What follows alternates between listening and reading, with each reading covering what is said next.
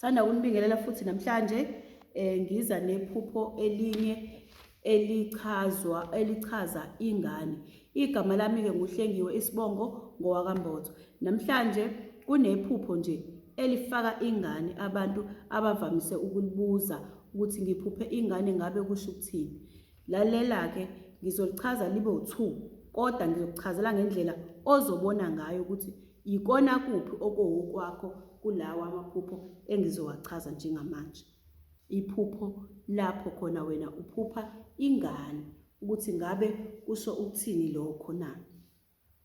Ulele uphupha ingane, mayifika ingane yenza izinto ezisabisayo. Ilwe nawe ingane ifuna ukukukenya, ingane ifuna ukufaka izinto ezithize emlonyeni, ingane uthulwa nayo, ingane iphenduke ishintshashintshe izinto ezisabisayo ongaziqondi. Ingaphenduka noma yini, inamathela odongweni, igibele phezulu kwendlu, ikuvimbe, ikuhluphe, kubambelana la, iyenze yonke into wayiwena uthi hayibo le ngane simo sini sengane lesi. Ulwe nayo kuze kube mhlambe uyayihlula, ulwisane nayo kuze kube uyayihlula. Akusiyo ke ingane leyo, usuke kuyisilwane esicashe ngesimo sengane ukuze phela ungasiboni wena size senze lento esithunyelwe ukuthi siyenze. Uma seyiqedile ungabonanga wena ikushaye leyo nto, uzoyiphupha leyo nto ngoba isuke yenzeka ngaleso amaphupho kanjalo asuke enzeka ngaleso sikhathi. Lamaphupho nje akuyiwona mabasabekayo kakhulu asuke enzeka ngaleso sikhathi.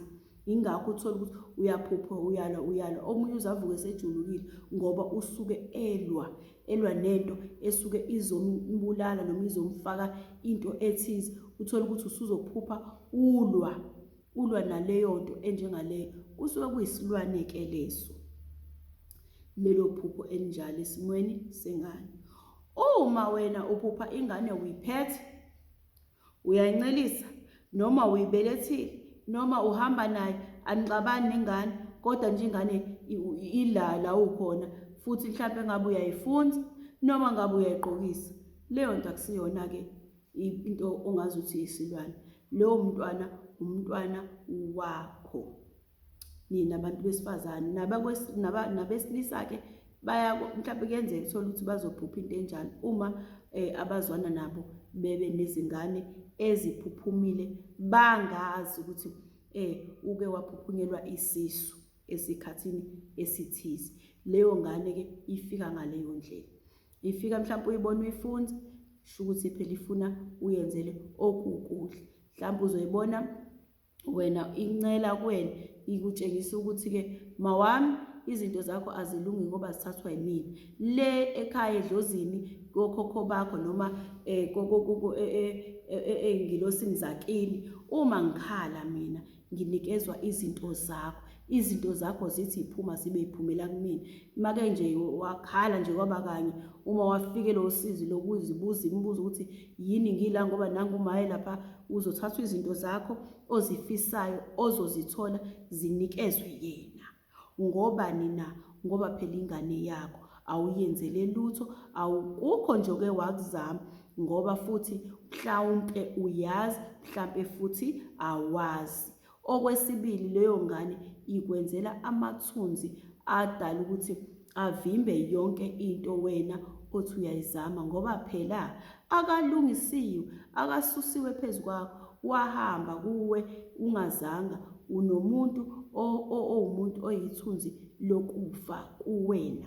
Uyazivimba-ke izinto zakho, ulokhe waba wena semanzini samuntu onjani okuthiwa hayi unalokhu. Ihambe-ke ibisi iyakhuluma ize ihluphe ikutshele izinto ukuthi cha, ngeke ukwenze lokhu. Uma kuwumntwana wentombazane-ke uyinkinga kakhulu ngoba uba nolaka, izinto ngempela uzona ngempela, uyaxabana nawe. Kodwa futhi akaxabani nawe ngokulwa, amagama athize azowakhipha kuwena. Leyo ngane ke ifanele uyisukumele ngoba yona ayifani naleyo mfana inolaka leyo ngane enjalo. Uma uyiphupha yazi-ke ukuthi cha, engazuthi ingane enjalo efanele uyilungisele.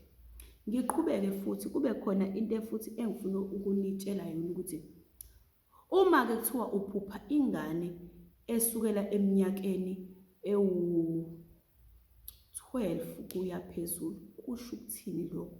Noma 15, kodwa nje lapho kuleyo mnyaka nje oko-12 kuya ko-15 to 16, kusho ukuthini? Okweyakho, ithini into yalapho?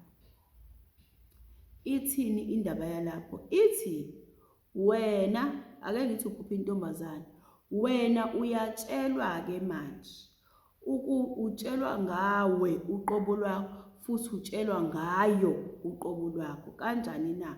Ngokuthi lo mntwana kunento eyisikhalazo akhala ngayo.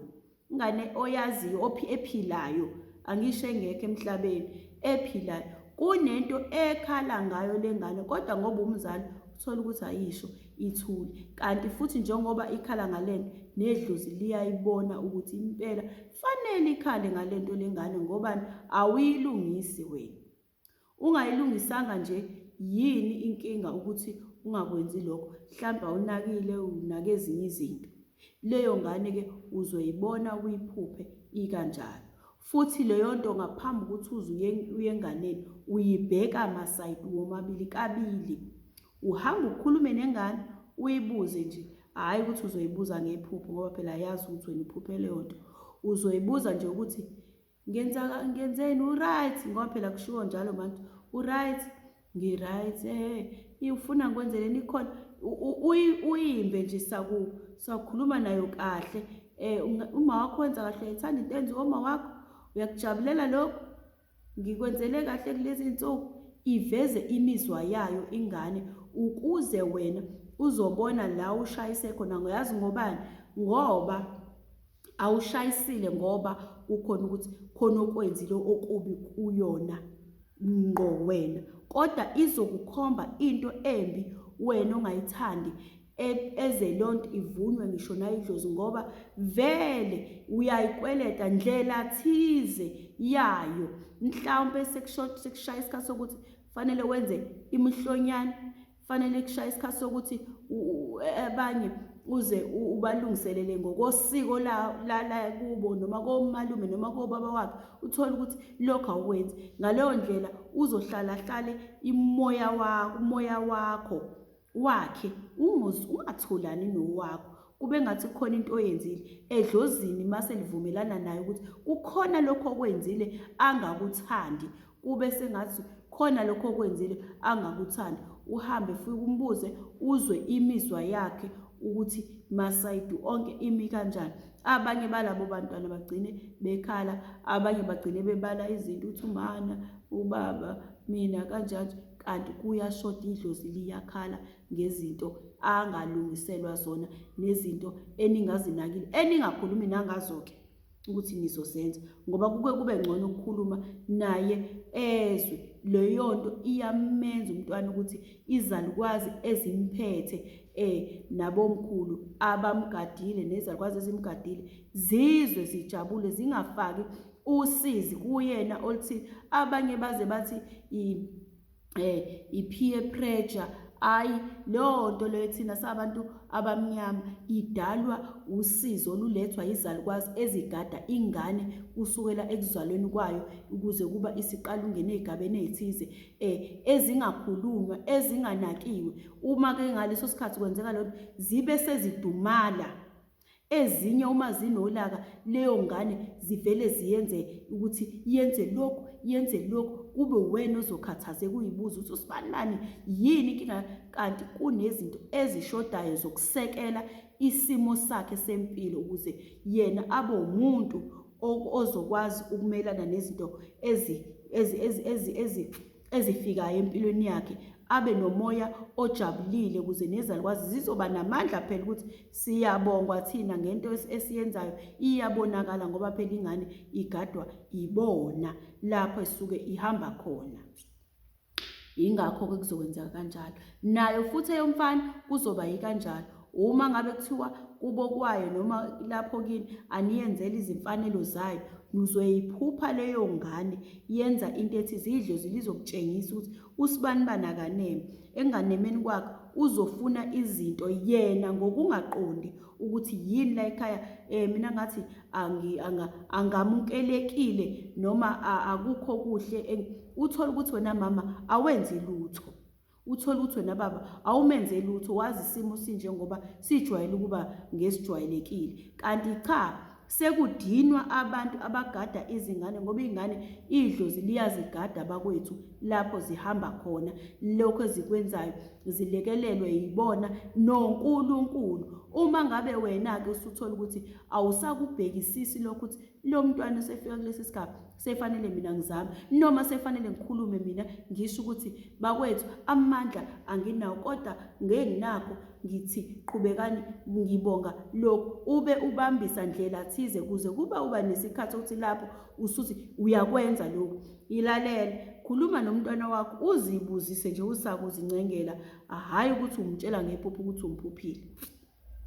Hawu, lokhu kwanele, lokhu kunje, uyakuthanda lokhu, awukuthandi. Kube khona isikhathi sokumtotosa nje, sakumdlalisa, ube nesikhathi esithize naye. Ilapho uzothola khona umoya wakhe ukuthi ufila kanjani, ucabangani ngomqondo wakhe ngawo. Yimo uthole lowo moya wakhe ngendlela okwenzeka ngayo, yilapho uzobe usukwazi ukungena ekujuleni kwezalukwazi ezimuphethe, ngoba phela khumbula yonke into isebenza ngomoya. Umoya wakhe njengoba umtshela leyo nto, yilaba abasemva kwakhe abamphethe abamushintshayo bamtshele lento ngawe. Ngicela lento niyilungise ngoba bakwethu uma ingane yenza kanjalo kusuke noma wena uphupha ingane uze wena ubeke icala lo uyahlupha lo, cha, akekho nje umuntu owazalwa wadalela ukuthi uzohlupha yena. Cha, lungisa lento lena enjengale kulezo zingane engiyibalayo eziphilayo ozaziyo kwezakho ohlala nazo uyiphupha zikanjalo. Ngicela lokhu ukuthi ukwenze ukuqaphele nje ngaso sonke isikhathi. Ngiyacela ukubhekisisa ngoba into ebalulekile leyo. Okwanamhlanje ngiyabonga, ngithanda ukubonga.